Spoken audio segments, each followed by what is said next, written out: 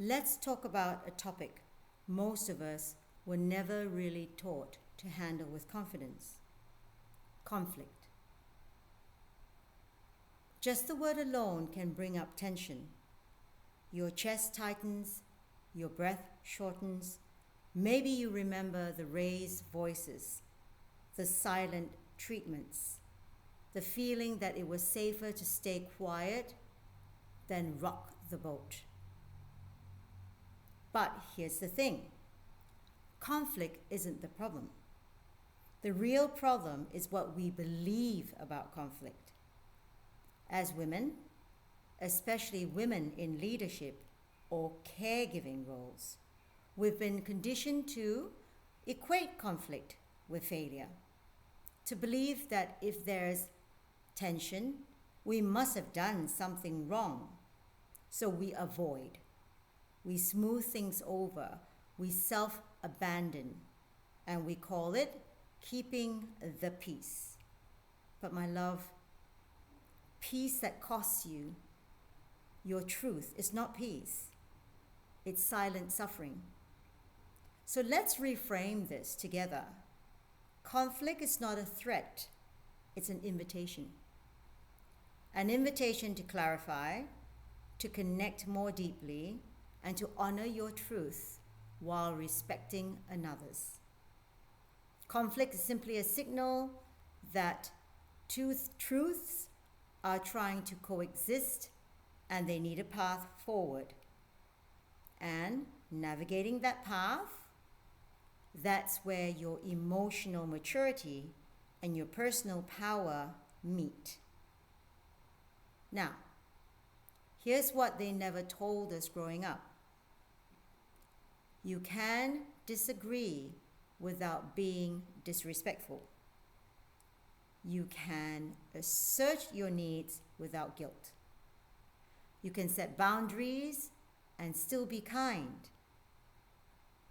Let's walk through some practical tools and strategies to help you do just that. The pause tool.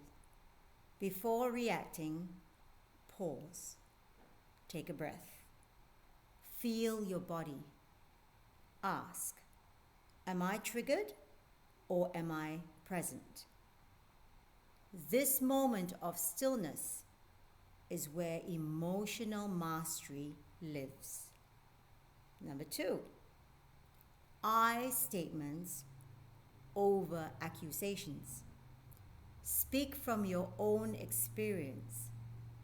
Instead of, you never listen to me, try, I feel unheard when I'm interrupted.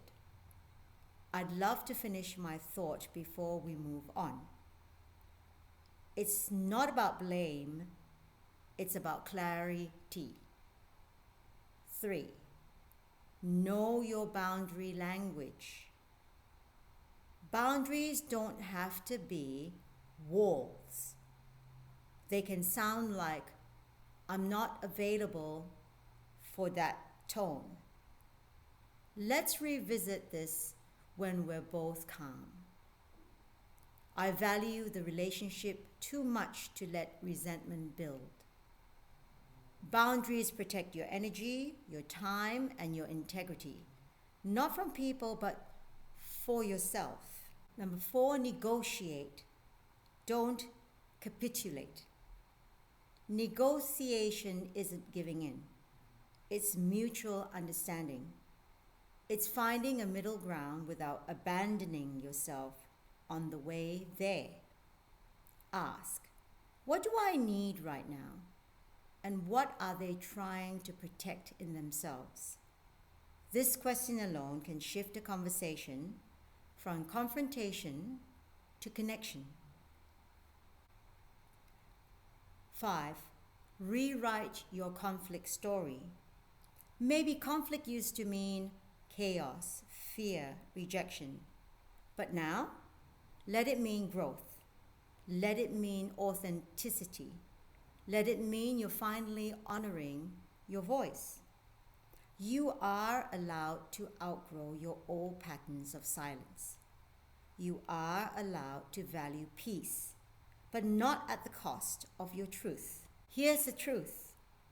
The more authentic you become, the more your relationships will be invited to rise with you or fall away. That's not you being too much. That's you becoming more you and learning to navigate conflict with grace, groundedness, and emotional clarity. It's not just about getting your needs met. It's about building relationships that are real, where truth is welcome, where mutual respect replaces power struggles, where love isn't afraid of hard conversations. So ask yourself today, what part of me have I silenced to keep the peace?